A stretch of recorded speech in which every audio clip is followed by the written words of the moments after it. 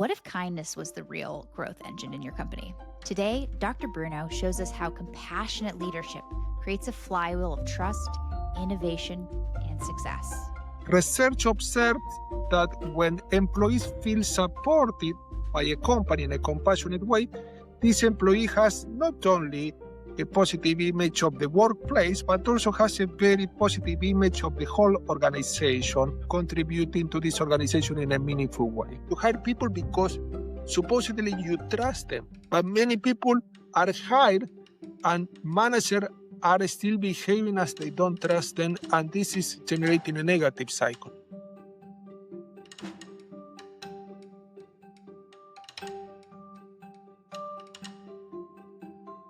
Welcome. Today's guest is Dr. Bruno Cignacco. He's a TEDx speaker, a professor, an international consultant, and he wrote the book, The Art of Compassionate Business. And that's what we're going to talk about today. So welcome to the show.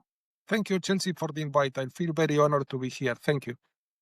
I've been catching up with your TEDx talk and a few of the articles you've written, and I'm pumped to dive right in. So let's start with the basics. How do you define compassion in business? Very interesting. Well, compassion can be applied to business environment and non-business environment, but in the business environment implies that you are thoughtful, you understand how people think, how people reflect on, especially on difficult situations, but also you understand how they feel. You understand how they think and how they feel, and also you try to support them in a meaningful way.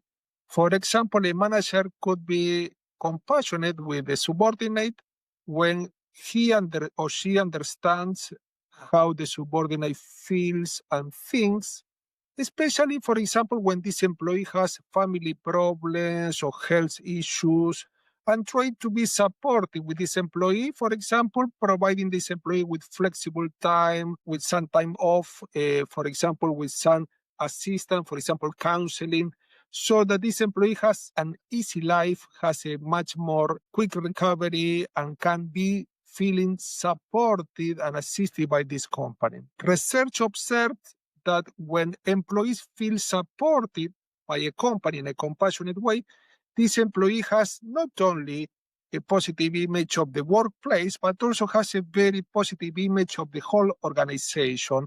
And employees is more prone to be committed to this organization and remain in the organization, contributing to this organization in a meaningful way. It seems like an easy button, like just be compassionate and you'll have happier, better employees. But a lot of companies are struggling with this. Why is it so misunderstood?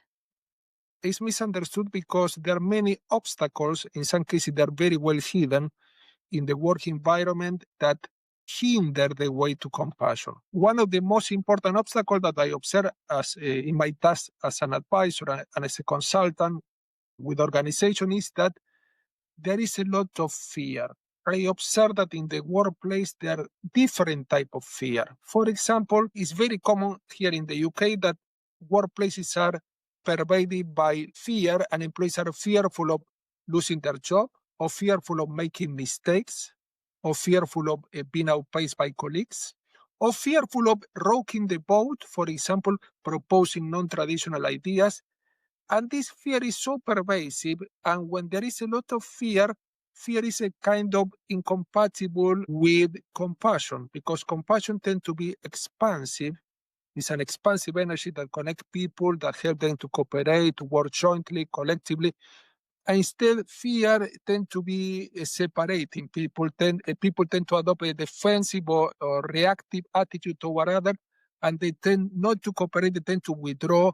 They tend to adopt what the psychologists call the freeze, fight, flight mode, and they tend not to share the resources and tend to behave in a much distrusting way. Because there is a lot of fear in the workplace, and there is a lot of control, especially exerted by the higher levels, so a lot of micromanaging, a lot of distrust toward the lower levels, a lot of control that make people feel that they are not the children, that cannot be trusted. This type of fear, accompanied by other negative aspects that they observe in the organization, such as, for example, the negative side of politics, like slandering, harassing, bullying, one-upmanship, gossiping.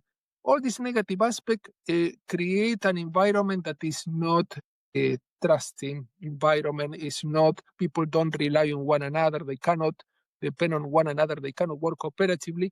And this creates a lot of friction and create a lot of separateness in the workplace. This is one of the hindrances toward compassion. But the other hindrance is I observe companies that are continually busy and they are continually providing employees with multiple projects. So, for example, I observe today a company that the employees is working 8 hours a day, and this company obligate this employee to attend 8 meetings every day. So how you can have free time to reflect, to connect to colleagues in a much more personal way, to know about their lives, to have much more meaningful non-business conversation and know each other on a much more personal level is impossible because they don't have even time to get a break. So busyness is a very important phenomenon that I observe in the workplaces that cloud the awareness, because compassion, people can be compassionate only when they are aware that others exist, that others have needs, that others are facing difficulties. But if you're not aware, you're continually multitasking, you have tight deadlines, you are fearful also of being outpaced by colleagues or making mistakes or being fired, it's very difficult because your awareness is clouded by all this negativity and you cannot connect to others. You tend to distrust others and you tend not to share resources. You tend to compete with colleagues instead of cooperating. So this is very challenging, but people are naturally hardwired to behave in a compassionate way. There is a lot of research that I mentioned in my book about even small children are very well hardwired to behave in a kind and supportive way. But what happens in the workplace, there are many hindrances that are very well hidden that prevent people from connecting to one another in a much more meaningful way, in a way that they can support each other and they can rely on each other, because in practice, the most important principle that I observe in business, according to my research, is interdependence. No employee can succeed on their own. They have to rely on colleagues and they have to rely on other stakeholders. No company can succeed on its own, and no employee in the workplace can succeed on its own because it's interdependent environment. This can be only fostered, this interdependence, with cooperation, with trustworthiness, with a trust-based workplace. Instead, when there is a lot of fear, when there is a lot of defensiveness, it's very difficult for these employees to connect to one another in a meaningful way and to connect to other stakeholders in a meaningful way. For example, customers, to serve customers in a very effective way, to delight customers, to exceed their needs whenever possible. I entered the corporate world in 2008. So that was when I felt lucky. I was making $12 an hour as a manager, and I felt lucky to have a job. And we did layoffs. Our paychecks were late, but we still felt lucky to have a job. That fear has been in me since 2008. Whenever there's a layoff, finger pointing has become a part of company culture. Is there a time when this kind of started in recent history, when it became common to use fear to rule over your employees? Or has it Yes, always yes. been like that? Yes, it has been progressively getting worse because in practice, what I observe is that there is two very clearly delimited types of companies. Companies that are exclusively profit-oriented. This means that their main goal is to make profit, to get much more market share. They are companies to try to grab as much as possible. They're not very generous companies. They're companies that try to obtain more market share, more productivity, more higher quality levels, more customers, and so on. These companies are imbalanced. Why? Because in practice, what works in business is not only obtaining, grabbing, but also giving back. We're creating a positive cycle of obtaining and giving back, a cycle of receiving and being generous to different stakeholders. This company, by being profit-oriented as their sole goal or their most important goal, more essential goal, implies that in many cases they take this to the extreme. They are so profit-oriented that they try to bring about profit by all means, which implies exploiting employees, deceiving customers, polluting the environment. They don't care so much because they're self-oriented, they're self-centered. On the other side, there is a second category of company that is luckily an increasing number of new generation of companies that are much more broader paradigm on business activities, which imply not only the economic aspect, profit, market share, productivity, but also what I call qualitative aspect of business. What cannot be measured precisely, but is very important. For example, these companies tend to bring about a positive social impact on all stakeholders, improving the lives of all stakeholders, improving the life of internal stakeholders, management employees, but also the external stakeholders such as customers, suppliers, community members, and others. But these companies have also another layer in this new paradigm that implies an environmental impact, positive environmental impact, which implies bringing about a better world for not only the future generation, close future generation, but for our great-great-grandchildren.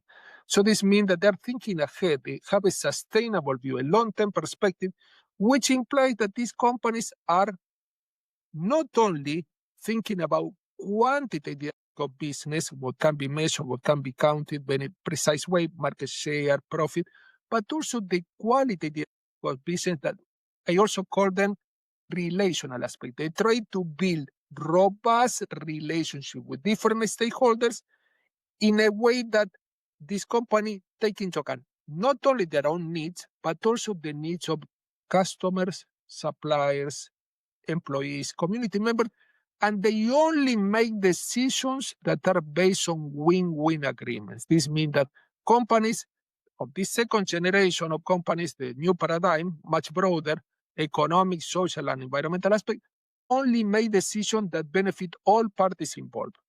If the decision is a win-lose decision where the company wins at the expense of customer or employees or suppliers, these companies, this new generation of companies, will not make this decision.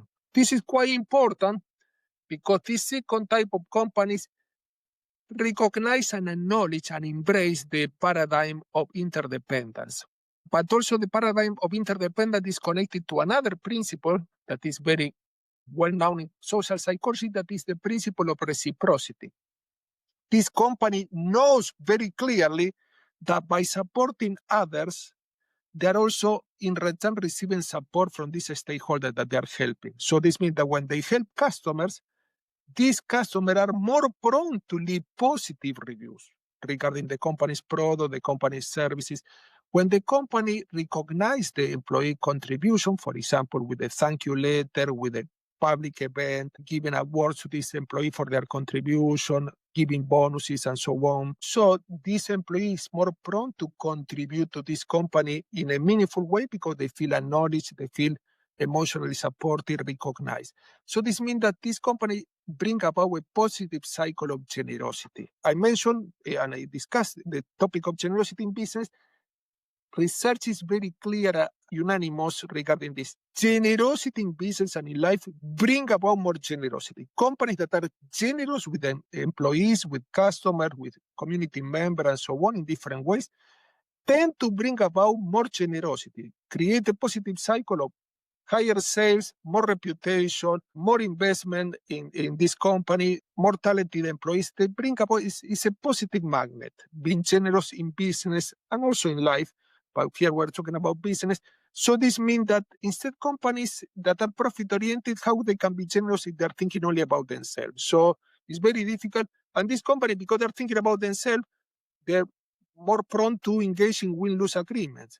Win-lose agreement that in many cases they are fear-based agreements. So the company will win at the expense of employees. Employees are fearful of losing their job, and also in some cases the company is threatening these employees to fire them and so on, or manipulating customer with a small print or very strange contracts that are tying customer to this company in a very unfair way.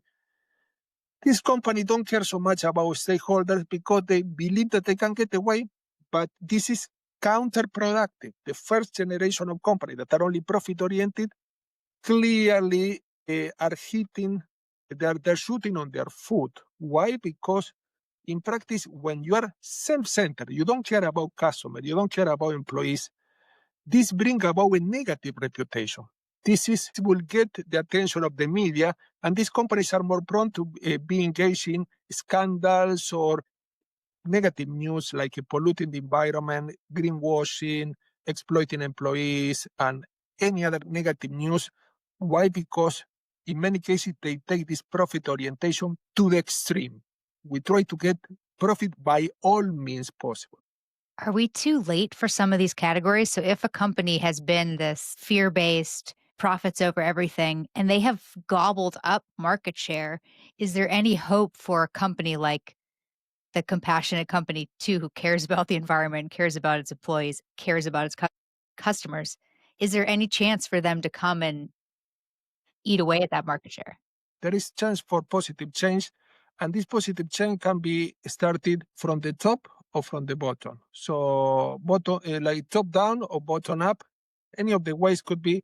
And I always tell when I give talks and train companies, I always tell the attendees or the staff members of the company that we advise that regardless of the position in their company, they can always bring about positive ripple effects because they can become a positive model to be emulated.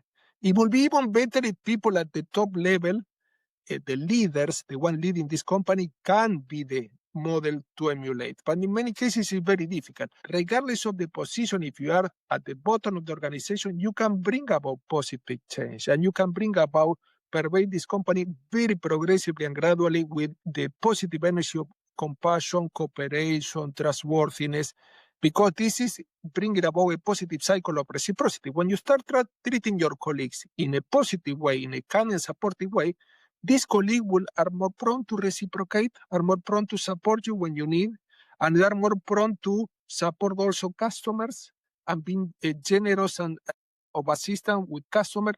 And there is an interesting study that I generally mention in my talks that is a research study that observed that workplaces that are compassionate, that they are kind, that they are supportive, when there is cooperation, where employees feel assisted by others and employees feel that they can be themselves and they can give their opinions. So this means that it's an inclusive and participative workplace. In these workplaces that many experts call psychologically safe workplaces, tend to have higher employee satisfaction, higher customer satisfaction because this is pervasive. So this means that the employees that feel well, they have a very high state of well-being within the workplace, are more prone to serve customer in a more effective way. Why? Because they are happy and they try to make customers happy. But in this workplace, also they tend to have lower stress level. Why? Because when people are cooperating, when people are experiencing positive emotion at work, they tend to connect to others in a much more meaningful way. So lower stress level, and people, when they are less stressed, tend to think much more creatively and tend to have much more innovative insights. But also in this workplace tend to be less absenteeism, lower absenteeism, and also lower turnover. And this impact positively on the bottom line. This means profit and also impact positively on the company reputation. Why? Because these companies are more prone to receive positive review from customers, for example, in the review website, but also employees are more prone to leave positive reviews on some platforms such as Glassdoor, that are a platform where employees can leave their comments on their work experience on the organization that they're working for. So this means that this brings about a positive cycle. One employee can make a lot of difference. Some people believe that they are kind of powerless because of their position. They might not be in the leading team, but in practice, whatever the position that you have, even as an external advisor, you can always bring about positive change because positivity is contagious. So, and emotions, either negative or positive, are also contagious. So there is a very interesting phenomenon that is studied by psychologists like Daniel Goleman that is titled emotional contagion. When you experience positive emotion in the workplace and you treat others accordingly, people tend to be infected by this positive emotion and they're more prone to treat you accordingly. Instead, when you are angry at people, when you treat them in a very unkind way, well, they tend to withdraw, they tend not to cooperate, or they tend to treat you accordingly in a very aggressive way. So this means that positive change is possible, but the most important difficulty, as I mentioned before, is the lack of awareness. In some cases, we are so busy with multiple projects, tight deadlines, and in some cases, fear also that is pervading many workplaces and made this more difficult to overcome these challenges. So if you're either a leader or somebody working in customer support and you have an icky feeling like, oh, it feels working here, how can you realize this is a fear-based or a negative or a blame culture? How do they develop awareness and turn that into, you know what? I'm going to start being positive, or you know what? I'm going to make change. How do you know you're in the middle of a mess? Yeah, there are some clues that you can observe in a workplace that is fear-based. For example, are people, you have to ask yourself certain questions. For example, are people cooperating with each other? Are people talking about each other's emotions? What I observe also that some workplaces are very rational, and only topics that are connected to rationality can be discussed. People cannot discuss emotional aspect, how they feel or how they felt. Why? Because it's considered inappropriate for the workplace. However, some companies have a much broader approach and implies that recognize that before being employees, people are human beings and they have emotion like any other human being, and they cannot leave their emotion outside the workplace. They can bring them with them, and if these emotions are not discussed, especially negative emotion, these tend to be repressed or suppressed and tend to burst out in the most unexpected ways. So first off, are there signs of cooperation in the workplace, or are people competing with one another? It's like a race against each other, not good. If there is a race against each other and people are competing like it's a zero-sum game where someone will win at the expense of others, this is not a good sign. But also, are people sharing the resources with each other? Can people bring about ideas and complement each other? Is this workplace participative? What I observe that some workplaces are a kind of dictatorial. This means that all decisions are made on the top and the other one need to obey. And this means that there is no participation, there are no suggestion boxes, people cannot give their view. Even the ones that are involved in the part of the implementation of special projects, for example, if you are the customer service officer and you are aware that the company wants to introduce a new customer service policy, if the company is not fear-based, this company will consult with these employees that are continually in contact with customers. Why? Because they have very important first-hand information. Instead, when the company is dictatorial and is vertically structured, this means that the decisions are made on the top and are implemented at the bottom. This company will not care what people very closely related to the area of change think about. So this means that these companies are non-participative. Non-participation in the workplace bring about resentfulness. Why? Because people do not feel acknowledged, they don't feel that they count, they don't feel valued, they don't feel that their opinion can bring about change.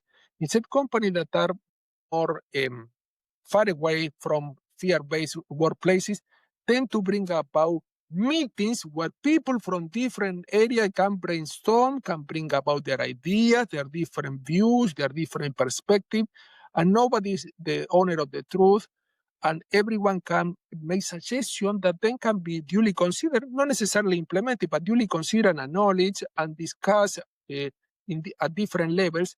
So this means that there are some clues. Nobody will admit that the workplace is a fear-based workplace, but you can see some clues where people can connect to one another in a much more natural way. Are there any social events? This is a very important sign. Companies that are only focused on activities that are business activity. They do not allow employees to connect on a much more personal level, mental and emotional level, know each other much more personally. Instead, other companies, they have it as a very clearly scheduled activity once a week after work. Employees will go have a drink or a coffee or a dinner, and in that meeting, they will discuss only personal topics. They will know each other. They can let their hair down. They can know each other on a much more personal level, and there are no hierarchies in those meetings. People can connect to one another on a personal level, and this meeting allow people to come back to work in a much more revitalized way. This means that allow them to know each other in a personal way, trust each other more because they know beyond the role, and then go back to work and work more cooperatively, trust each other much more deeply. So when you've been telling the story of this fragmenting company, I'm envisioning everybody's remote company. But this Okay. last example sounds like you could even be in an office with everybody together and still have this fear-based, a top-down dictatorship where you're not connecting, even if you're in person. Is that Yes, what you yes, found? yes, yes. This can apply to any type of company. Company with remote work can do, in some cases, this social meeting can be done virtually, but the people can connect to one another all the same. Doesn't matter what type of work modality the company implements. The important is to understand that people, including employees, have different needs. This is a very important fallacy that I observe that many companies buy into, that people, many companies believe that stakeholders have only economic needs. So, for example, employees will have only the economic need of earning a good salary. This is one of the needs that employees have, but employees have other needs. For example, they have emotional needs. Emotional needs imply that they need to be recognized, acknowledged for their contribution. Need to be motivated. They need to be, for example, consulted and gathering idea from them, insight from them. They need to be trusted. And also, this implies delegation and not micromanaging them. But also, employees have also social need. They need to gather with one another. I observe some companies that put some employees in some positions that are completely isolated from the others. And we are social beings. We're human beings, but we're social beings, which implies we need to connect to one another, not only in work projects, but also, as I mentioned, in social events that are beyond the business activity, where people can know each other much more personally. And employees have also mental needs. Like any other stakeholder, implies that they have need for novelty, for stimulation. And many companies get employees bored, demotivated. They make them work only in the same task in a repetitive way, doing always 24/7 the same type of project without adding any novelty. Instead, some companies that understand this variety of needs provide this employee with newer projects, new training, new coaching. In some cases, allow employees to participate in multidisciplinary projects where you have people from different areas and cross-departmental meetings too, where they participate with people from other departments and give their views. And also, in some cases, companies go even further, allow employees to, in some cases, work using what is known as job rotation. They can work some weeks, for example, in one department, in some other weeks in another department, without novelty, and give a broader view of the company's dynamics to this employee. For leaders who were raised, I'll liken it to abuse, like in your personal life. For leaders who were raised or learned how to lead from negative leaders or people who did the blame game and didn't have compassion for employees, it's very easy for those leaders to then pass that on to the next team. Or when they become a manager, well, this is how you manage people. How do you break the cycle if you're a new leader or a leader who's noticing that you're doing it? How do you break the cycle of being someone who is not compassionate and turn your Well, team around into a compassionate place to work? Well, first off, many leaders are very controlling, and control is based on fear because you are fearful of other people won't meet your expectation. When you are fearful of other people not meeting your expectation, you are infusing fear in the workplace, and you are treating employees like naughty children that cannot be trusted. And distrust bring about more distrust. When you distrust people, what do you expect them to trust you? No, they will act also in a distrusting way. So this means the leaders have to understand that they cannot take over each of the single step of a project or an endeavor. They need to delegate.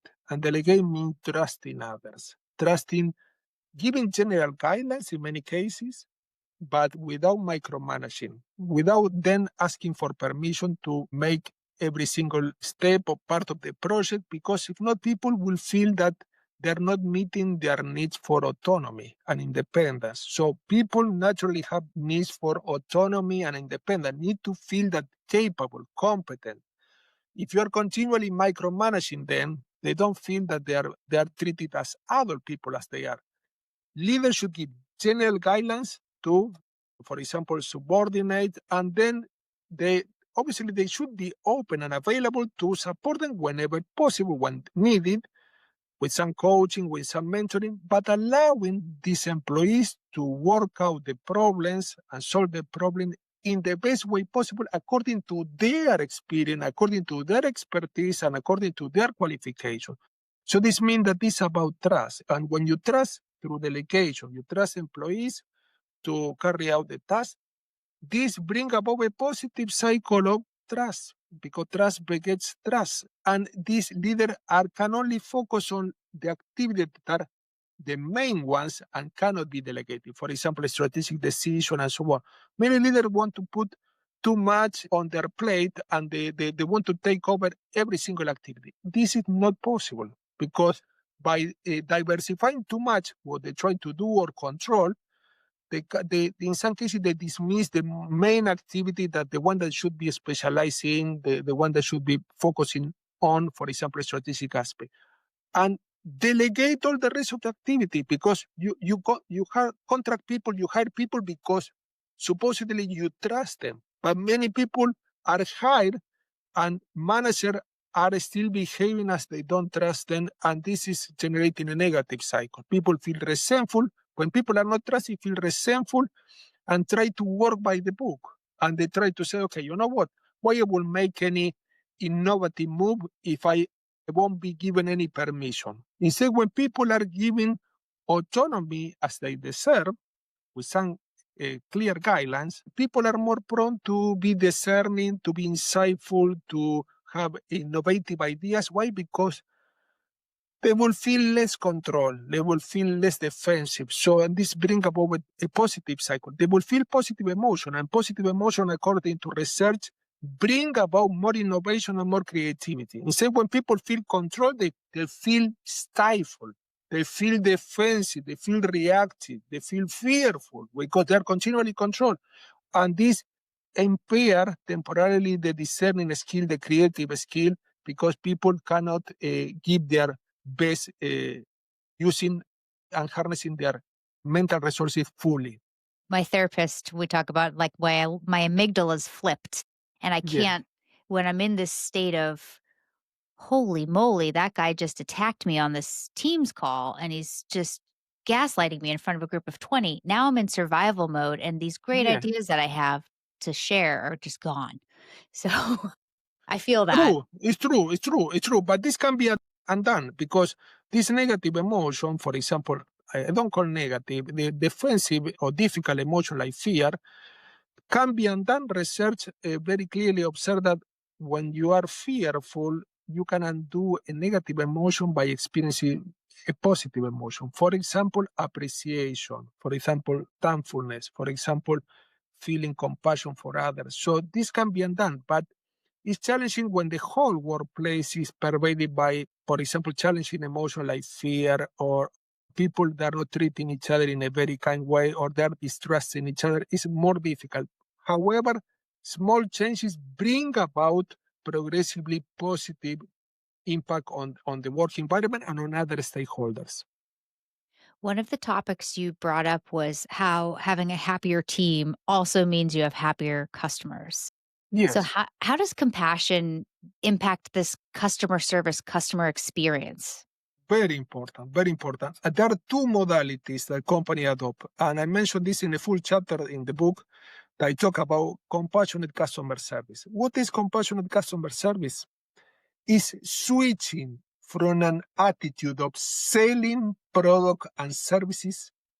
You can say, oh, we shouldn't be selling product and services. Yes, you should not be selling product and services.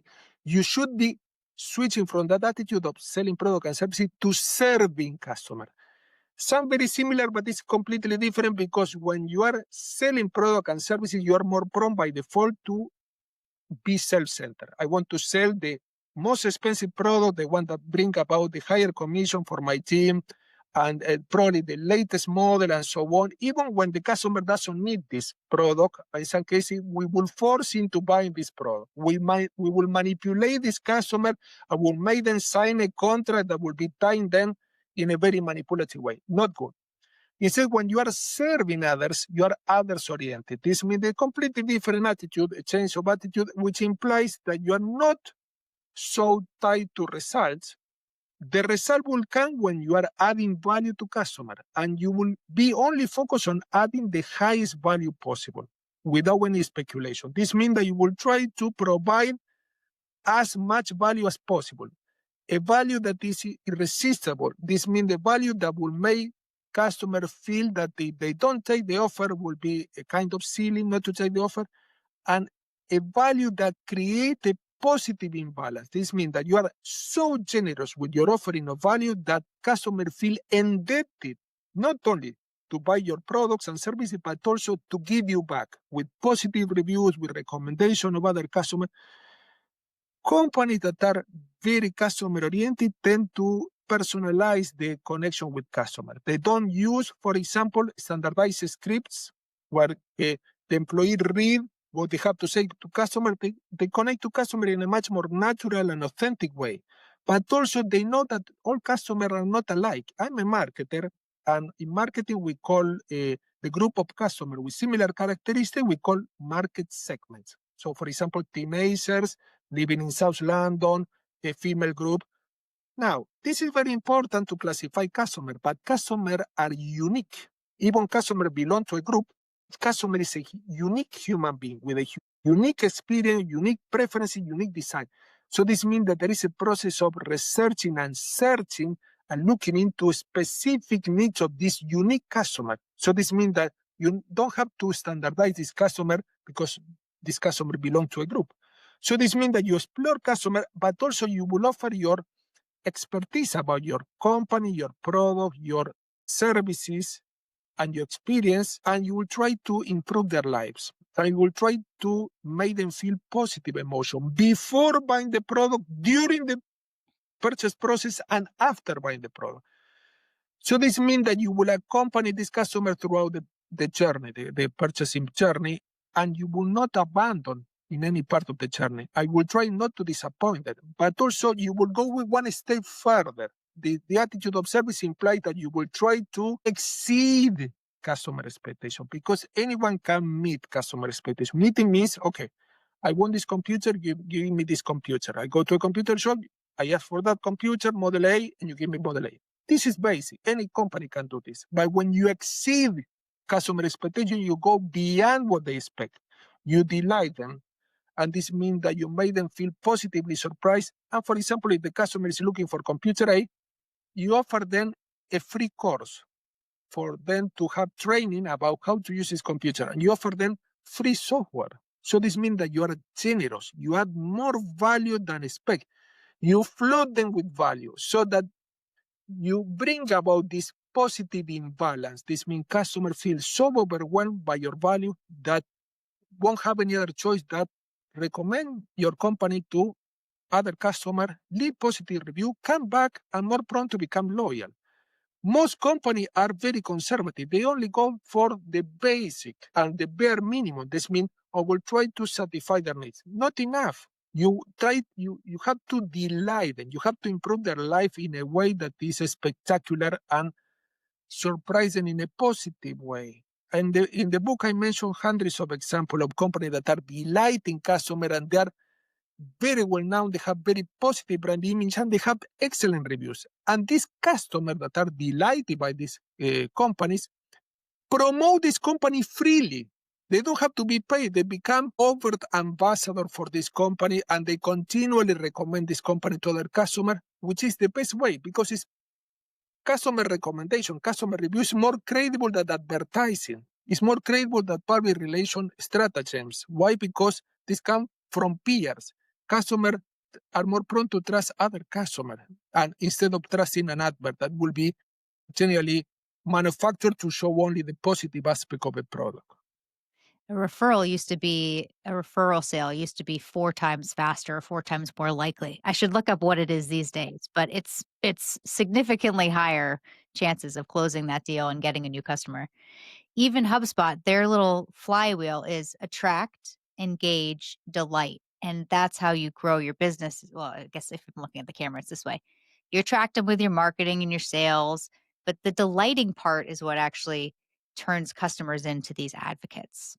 Yes, yes. And I want to add to this model that I mentioned, the flywheel, also in the book, is that you need to get insight from customer because at the end, nobody know better about their own needs than customer themselves. So you can always learn from customer, which implies a humble attitude toward customer and a very appreciative attitude toward customer, always asking for insight. What can be improved?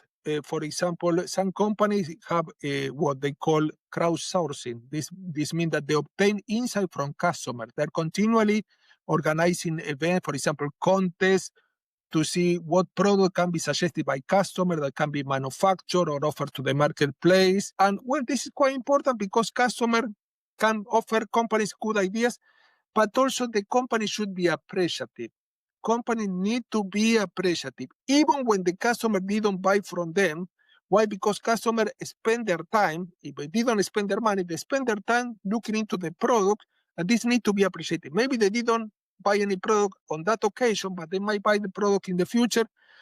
And also, companies, by all means, should avoid prompting customer to experience negative emotion. This is very important, but it's not so obvious for many companies. And this means before buying the product, during the buying process, and after buying the product. Let's talk about a specific example. Let's imagine that the company did everything well until the customer bought the product. So this means that the customer is satisfied.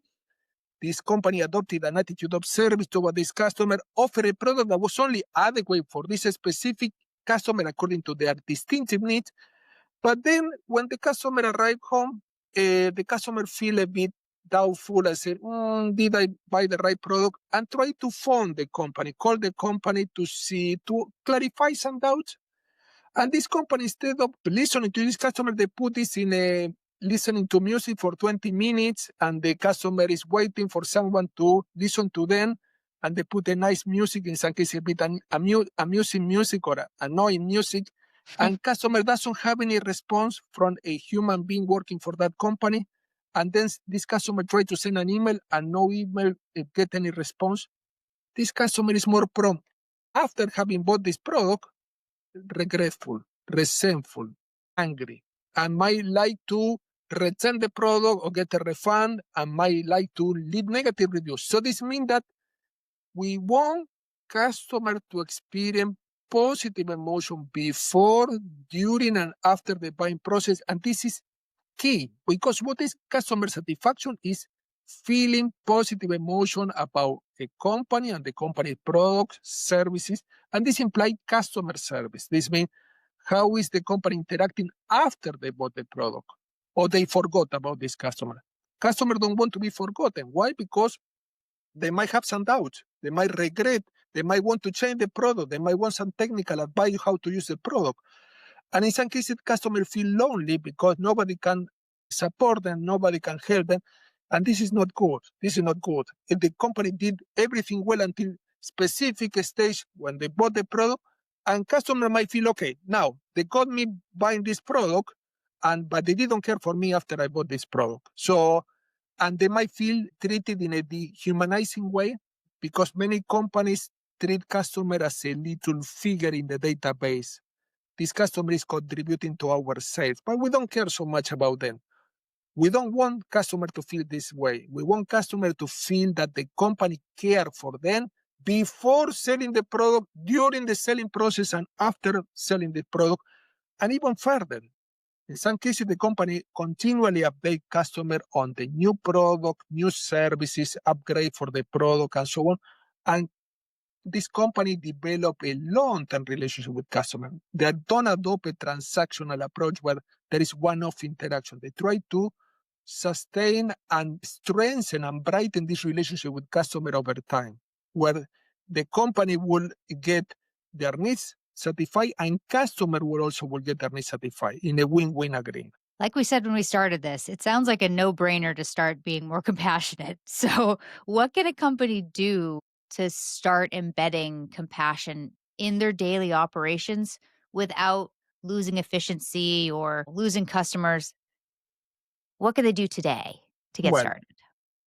first off, prioritizing relationship over quantitative aspect, because at the end, the most important resource in business is not funds, it's not technology, it's not artificial intelligence, as many will believe, but it's the human being. When you care for the human being, profit, sales, market share, productivity, innovation take care by themselves. Because you are taking care of the most important resource, the human being. We call it employees, we call customer, we call supplier, community member. It's a meta resource. It's a resource that will help company generate other resources.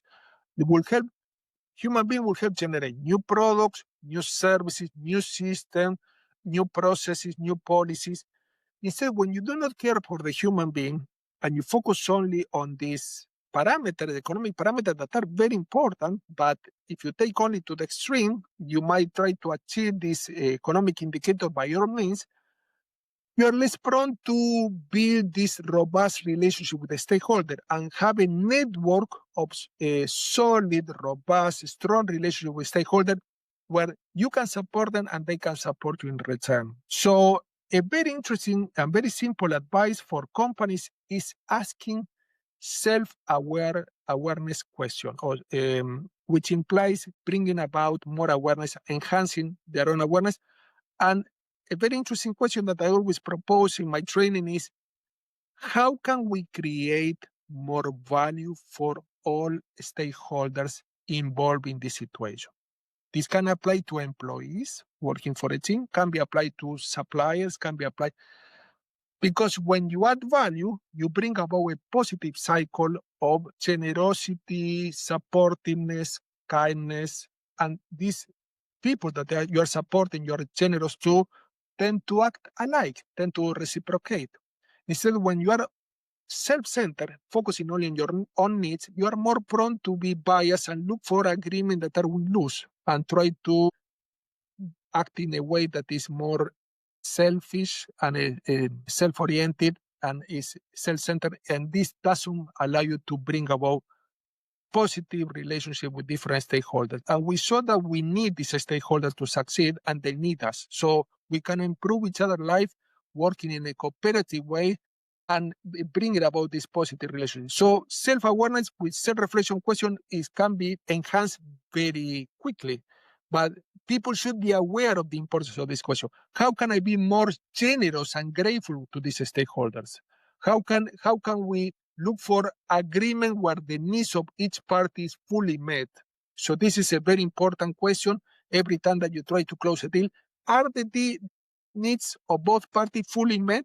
If not, we will put this agreement aside. We will reflect and we'll try to look for agreement that are meaningful and mutually beneficial. Not where, because if they're not mutually beneficial, this cannot build a relationship. We have always to think about relationship in business. And when you build relationship, this means that the needs of both parties are fully met. So this means that when you have a relationship that break up, in most cases, is because the needs of one of the party was not fully met. This means that the employee felt unrecognized, they left the company, or this employee felt underpaid, they left the company, or this customer felt that this product was shoddy, low quality, and they left negative reviews. This means that there is always a need unmet, and this break up the relationship. This applies to business environment and non-business environment. This also applies to other type of relationship, not business relationship. The need of each party required to be fully met. Fully met, this means that first we have to understand what the needs are of the other parties. And also we saw that they're multidimensional, economic, social, mental, emotional, but also try to reflect on the importance of relational aspect. When you build a strong relationship with different stakeholders, they are more prone to help you achieve more profit, more market share, better reputation, better brand image. When you don't care for them, the opposite happens. They won't care for you. Moreover, they will try to, in some cases, to put you down. Why? Because you were dismissive to them. We have now a lot of nuggets to take away and little things we could try. We're going to link to your book and other articles you've written for more step-by-step research and things that leaders and people in companies can try. What's one thing that all of this research and work has taught you about people beyond just business? Just what has it taught you about humans? Yes, the secret in business as in life is to focus on commonalities. And this is a very simple secret, but it's not so obvious.